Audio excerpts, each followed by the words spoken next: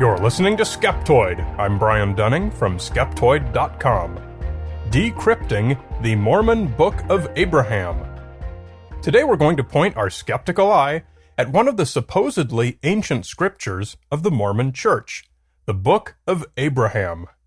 In 1835, the church came into possession of some Egyptian papyri, said to have been translated with divine guidance by their prophet, Joseph Smith. Smith reported that the papyri were the writings of Abraham while he was in Egypt, called the Book of Abraham, written by his own hand upon papyrus.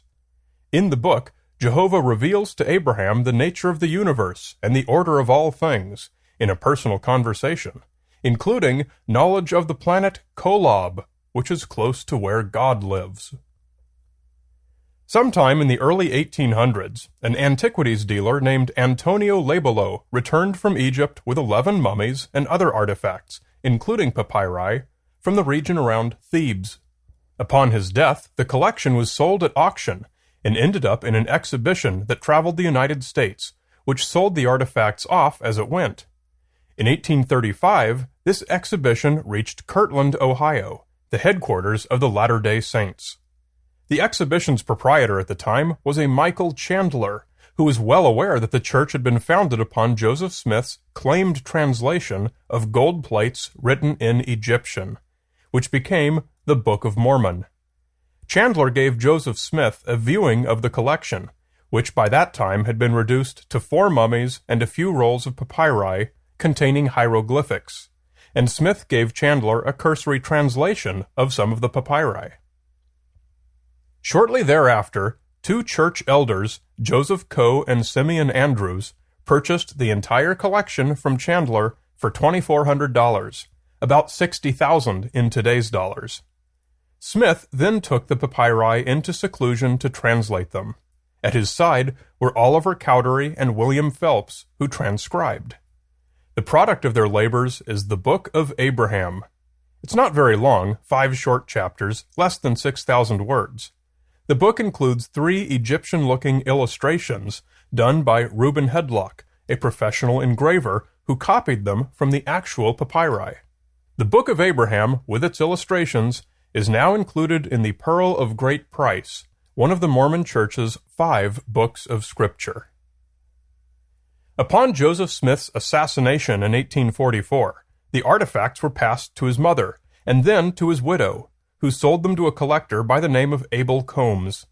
Combs broke up the collection, and about half the artifacts went to the Wood Museum in Chicago, where they were subsequently lost in the Great Chicago Fire of 1871. The whereabouts of Joseph Smith's papyri remained a mystery for nearly a century, until a scholar named Dr. Aziz Atiya from the University of Utah happened upon them in the New York Metropolitan Museum of Art's archives in 1966, recognizing them by one of the illustrations that he knew from the Pearl of Great Price. Upon investigation, it was discovered that the Metropolitan had purchased them in 1908 from the daughter of Abel Combs' housekeeper, including an affidavit from Smith's widow. All of Smith's original papyri had been fragmentary, and these 10 pieces probably made up some 1/3 to 1/2 of his original collection. The church bought the papyri from the Metropolitan and brought them back to the Salt Lake City headquarters, where one additional fragment was discovered in the church's own archives, bringing the total count of Joseph Smith's original papyri that survive today to 11. Having the original documents available made it possible for Egyptologists to examine and properly translate them, to see whether they do indeed match what Smith, Cowdery, and Phelps came up with. If they were indeed divinely inspired with translating abilities, you'd think that would be the case. Let's find out.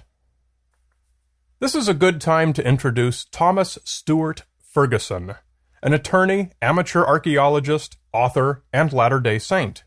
Ferguson's lifelong passion was finding archaeological evidence from Mesoamerica that confirmed the Book of Mormon stories.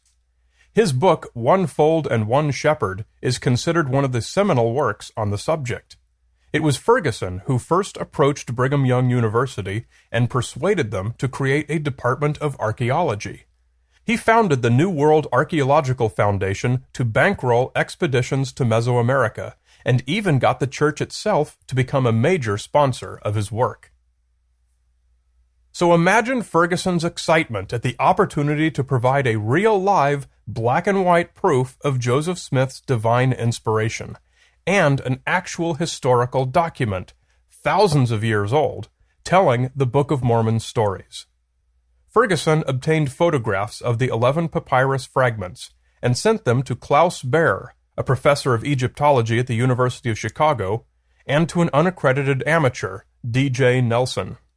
He also sent copies to a pair of Egyptologists at UC Berkeley, Professor Henry Lutz and Leonard H. Lesko, but provided no information about their origin or anything that might link them to the Book of Abraham. All four men quickly came back with the exact same, proper identification of the documents. They were examples of what's called a hypocephalus, meaning below the head. This is a round papyrus or other inscribed object placed under the head of a deceased person for burial. No two are the same. They are inscribed with a traditional funerary text, often from the Book of the Dead, and this particular one was the Breathing Permit of Hor. The papyri were merely unremarkable burial trappings, quite likely from Antonio Labello's original mummies. They had nothing remotely to do with Abraham, the planet Kolob, or anything else found in Joseph Smith's translation.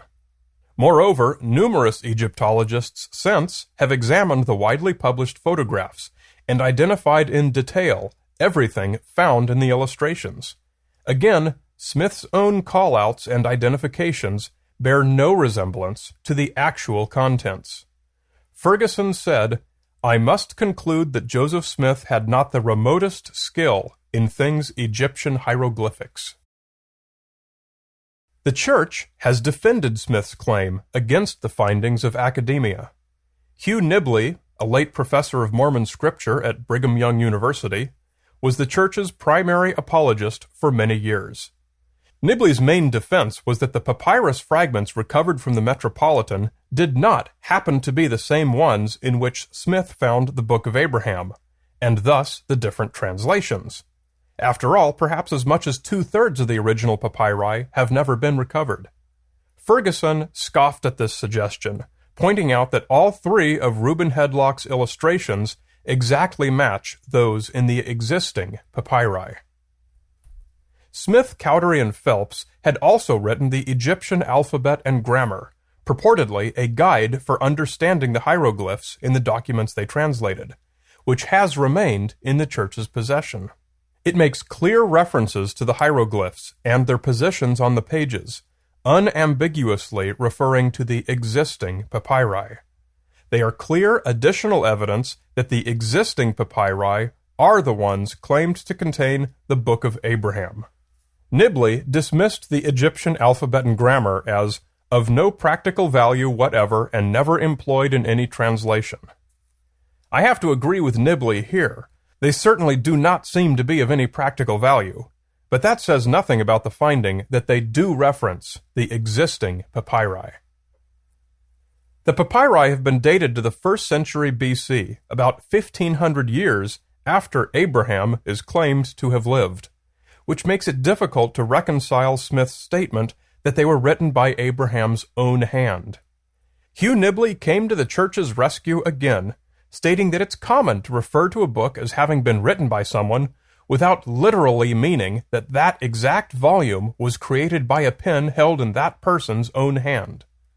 The Church itself goes even farther, stating that Joseph Smith never claimed that the papyri were autographic, written by Abraham himself, implying that there's still a loophole for Smith's claims to be true. But this is a tenuous position to which to cling. Joseph Smith's introduction to the Book of Abraham reads, "The writings of Abraham while he was in Egypt, called the Book of Abraham, written by his own hand upon papyrus."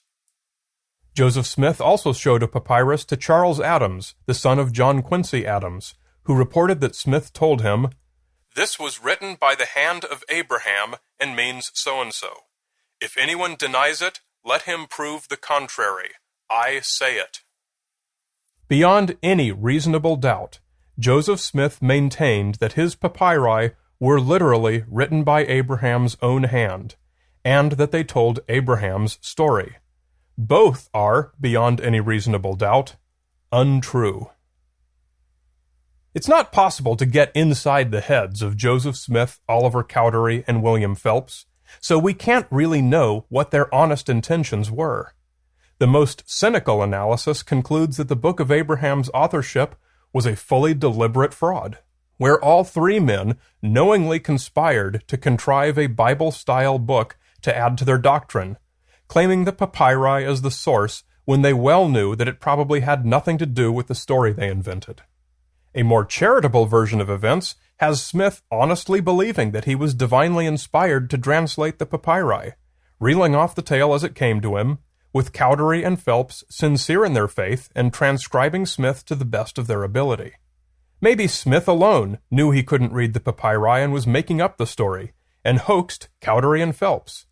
All we can say for sure is that its source is absolutely not what the Church claims it is. The Church says that the significance of the Book of Abraham is that it is evidence of the inspired calling of the prophet Joseph Smith. I can find no rational argument that supports this. It is merely evidence that the talents of Smith, Cowdery, and Phelps, combined with any divine inspiration any of them may have had, were insufficient to translate a document that is a trivial task for any knowledgeable Egyptologist. Honest Mormons should have grave concerns over the Church's continued promotion of a claim proven to be false. It's time for Mormons with intellectual integrity to demand the Book of Abraham be reclassified as not of any divine inspiration, and its authorship properly assigned to Smith, Cowdery, and Phelps, with whatever status the Church likes that does not endorse the bogus translation.